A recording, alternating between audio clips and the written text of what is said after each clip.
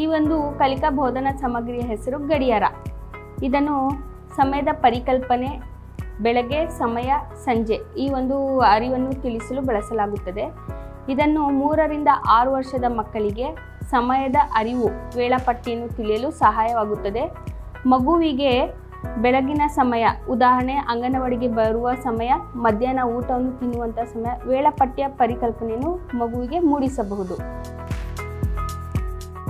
ಜೊತೆಗೆ ಮಗುವಿಗೆ ಇದರಿಂದ ಸಂಖ್ಯೆಗಳನ್ನು ನೋಡುವುದರಿಂದ ಮಗುವಿಗೆ ಬೌದ್ಧಿಕ ಕೌಶಲ್ಯವು ಬೆಳೆಯುತ್ತದೆ.